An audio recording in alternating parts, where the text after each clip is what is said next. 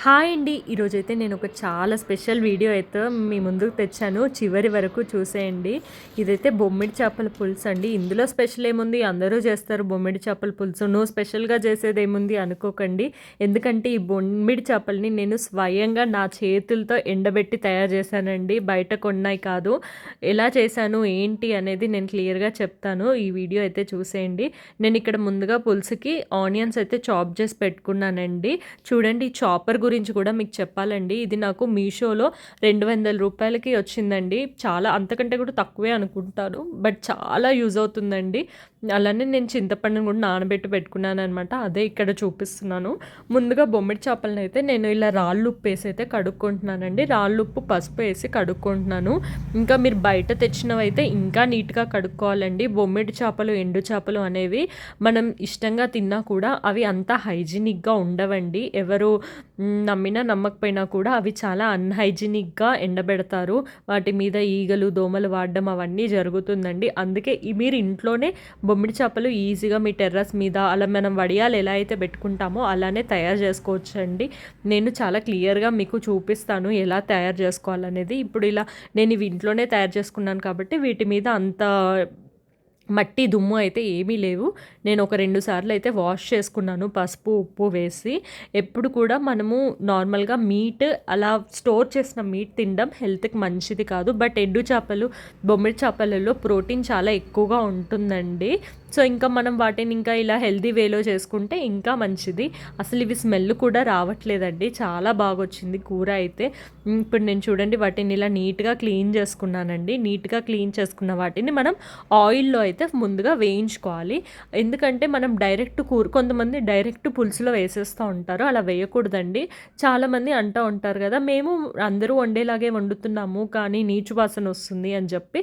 ఇలా చిన్న చిన్న టిప్స్ ఫాలో అవుతే గనక నీచు వాసన రాకుండా ఎండు రొయ్యలు కానీ, ఎండు చేపలు కానీ, ఒట్టి చేపలు కానీ, బొమ్మిడి చేపలు కానీ చాలా టేస్టీగా వండుకోవచ్చు అనమాట. ముందుగా ఆయిల్‌లో వీటిని కొంచెం ఫ్రై చేసుకోవాలండి. ఆయిల్ కొంచెం ఎక్కువగానే వేసి డీప్ ఫ్రై లాగా చేసి అయితే తీసి పక్కన పెట్టుకోవాలన్నమాట. చూడండి, నేనైతే బాగా వేయించుకుంటున్నాను. ఇలా వేగిన వాటిలో ఉప్పు, కారం వేసుకొని తింటే కూడా చాలా బావుంటుందండి. అది కూడా చేశాను. అది కూడా మీకు చూపిస్తాను. చూడండి, మంచిగా వేయించుకొని వీటిని పక్కకైతే తీసుకోవాలండి. నేనైతే చిన్నప్పుడు బొమ్మిడి చేపలు కానీ, ఎండు చేపలు కానీ అస్సలు తినేదాన్ని కాదండి. మా అమ్మ వండుతుంటే ఆ వాసనకి నేను కంపు అనుకుంటూ ఇంట్లోండి పారిపోయేదాన్నండి. మా ఫ్రెండ్స్ ఇంటికి వెళ్ళిపోయేదాన్ని. నాకు అసలు ఆ వాసన కూడా పడేది కాదండి. అలాంటిది ఇప్పుడు నాకెంత ఇష్టం అంటే అండి, అసలు మటన్, చికెన్ కంటే కూడా నేను ఎక్కువగా ఈ బొమ్మిడి చేపలు, ఎండు చేపలు, ఎండు రొయ్యలు తింటా ఉంటాను. చూడండి, బాగా వేయించుకొని పక్కకు పెట్టానండి. నేను ఒక పక్కన అన్నం కూడా వండుతున్నాను. అది కూడా వీడియోలో కనిపిస్తుంది. డిన్నర్ టైం అయిందనమాట. నేను ఇది ఈవినింగ్ ప్రిపేర్ చేశాను పిల్లల కోసం అని చెప్పి. మా పిల్లలు కూడా చాలా ఇష్టంగా తింటారు. ఇప్పుడైతే నేను చాప్ చేసుకున్న ఆనియన్స్ ఉన్నాయి కదా, వాటినైతే వేయిస్తున్నానండి. అవును, ఇందాక నేను ఈ చాపర్ గురించి చెప్తూ ఆపేసాను గదా! ఇదైతే నేను మీషోలో తీసుకున్నానండి. మీకెవరికైనా కావాలి అంటే నాకు కామెంట్ సెక్షన్‌లో కామెంట్ చేయండి. నేను కోడ్ ఇస్తాను. ఎస్పెషల్లీ వర్కింగ్ ఉమెన్‌కైతే అండి లిటరల్‌గా ఎంత బాగా యూజ్ అవుతదంటే అంత బాగా యూజ్ అవుతదండి.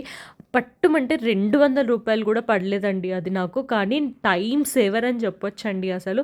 నాకెంత బాగా యూజ్ అవుతుందో అండి. మనం క్యారెట్ తురమడానికి కానీ, ఏదైనా సన్నగా క్యాబేజ్ కానీ, బీట్రూట్ కానీ తురిమి అలా సన్నగా వేయించుకొని కర్రీస్, ఫ్రైస్ లాంటివి చేసుకోవాలంటే ఈ చాపర్ చాలా బాగా యూజ్ అవుతదండి. నేను ఆనియన్స్‌లో పసుపు, ఉప్పు వేసైతే బాగా వేయించుకుంటున్నాను. ఆనియన్స్ బాగా వేగాలండి. నాకు నూనె కొంచెం తక్కువ అనిపించింది. అందుకే నేను నూనె అయితే వేసుకుంటున్నాను. ఇంకొకటండి, కొత్త ఛానల్ అండి. ప్లీజ్ అండి, చాలా వీడియోస్ చేస్తున్నాను, చాలా షార్ట్స్ చేస్తున్నాను. కానీ అనుకున్నంత రీచ్ అయితే రావట్లేదండి. అనుకున్నంత సబ్స్క్రైబర్స్ కూడా పెరగట్లేదు. దయచేసి మీరు ఎన్నో వీడియోస్ చూస్తుంటారు, ఎన్నో ఛానల్స్ చూస్తుంటారు.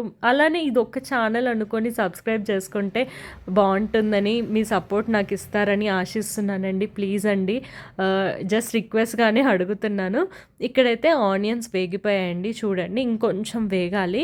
సో, నేనైతే అల్లం వెల్లుల్లి పేస్ట్ వేసుకుంటున్నాను. అండ్ ఇంకొక మాట, ఇప్పుడు ఇది ఇంకొక టిప్ అని కూడా అనుకోవచ్చు. ఎప్పుడు కూడా బొమ్మిడి చేపలలో అల్లం వెల్లుల్లి పేస్ట్ అనేది నార్మల్ వేసేదానికంటే ఒక స్పూన్ ఎక్కువగానే వేయాలండి. ఎందుకంటే అల్లం వెల్లుల్లి ఫ్లేవర్ అనేది ఆ నీచు వాసన ఫ్లేవర్‌ని డామినేట్ చేసేలాగా ఉండాలనమాట. మనం ఏది వేసినా కూడా.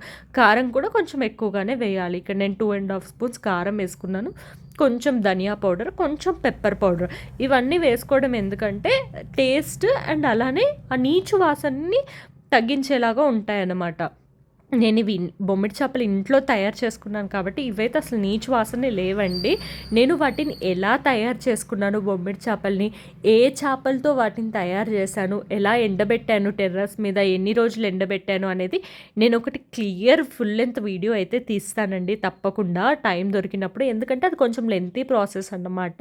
నేను మళ్ళీ నెక్స్ట్ టైం చేసినప్పుడు నేను ఒక సంవత్సరానికి సరిపడా సమ్మర్ ఆ టైంలో 10 రోజుల పాటు టెర్రస్ మీద ఎండబెట్టి రెడీ చేసి పెట్టుకుంటానండి. వడియాలు ఇవన్నీ పెడుతుంటాం కదా ఒకానొక టైంలో, వడియాలు, ఆవకాయ. ఆ టైంలోనే నేను ఈ ఎండు చేపలు, ఎండు రొయ్యలు అన్నీ తయారు చేసుకుంటానండి. ఇప్పుడు ఇందులో నేను చింతపండు పులుసు అయితే వేసేసి కొంచెం వాటర్ వేసేసి అయితే మగ్గిస్తున్నానండి. వాటర్ మరీ ఎక్కువగా వేయకూడదు. కూర ఇది పులుసు కానీ మరీ నీళ్ళలాగా ఉండకూడదండి. కొంచెం దగ్గరికి ఉంటేనే బాగుంటుంది. పుల్లగూరలాగా ఉంటే చాలా బాగుంటుందన్నమాట. వాటర్ చూసుకొని వేసుకోండి. సాల్ట్ కూడా చూసుకొని వేసుకోండి. ఎందుకంటే మనం బొమ్మిడాయలు ఎండబెట్టేటప్పుడు వాటిని ఉప్పు వేసి ఎండబెడతాము కాబట్టి ఉప్పు ఎక్కువ అయిపోతుంది మళ్ళీ. అలానే మనం రాళ్ళుప్పుతో కడిగాం కదా, సో ఉప్పు కూడా కొంచెం చూసి వేసుకోండి. ఆనియన్స్ బాగా వేగడం వల్ల చూడండి కూర ఎంత బాగా టెక్స్చర్ ఎంత బాగా వచ్చిందో. ఇప్పుడు ఇది నూనె పైకి తేరే వరకు బాగా మగ్గించాలండి. ఇప్పుడు నేనైతే కొంచెం సాల్ట్ చూసుకున్నాను. నాకైతే కొంచెం తక్కువ అనిపించింది. అయినా కూడా నేను వేసుకోలేదు. ఎందుకంటే బొమ్మిడి చేపలలో కూడా సాల్ట్ ఉంటుంది. చూసి వేసుకుందాంలే అని చెప్పి వేసుకోలేదు. ఇప్పుడు ఫైనల్‌గా బొమ్మిడి చేపలను అయితే ఇందులో వేసేసుకున్నానండి. కొన్ని పక్కకు తీసుకుంటున్నాను. వాటిని ఏం చేస్తాను, ఎలా తింటాను అనేది అయితే మీకు చూపిస్తాను. చూసేయండి. చాలా బాగుంటాయండి అలా చేసుకొని తింటే.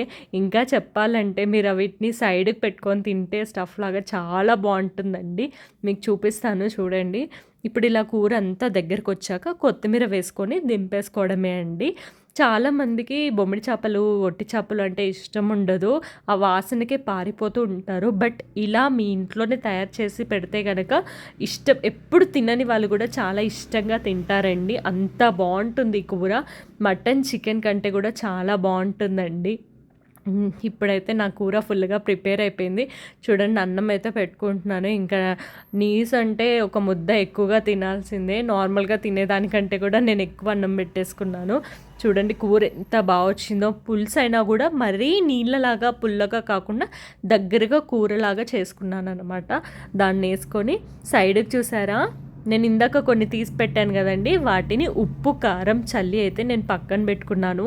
ఎంత బాగుంటాయో అండి అవి. ఆయిల్ కొంచెం ఎక్కువ వేసి మనం ఫ్రై చేసాం కదా డీప్ ఫ్రై లాగా, వాటిని అలా ఉప్పు, కారం వేసుకొని తింటూ ఉంటే, కూరతో పాటు తింటూ ఉంటే ఎంత బాగుంటుందోనండి.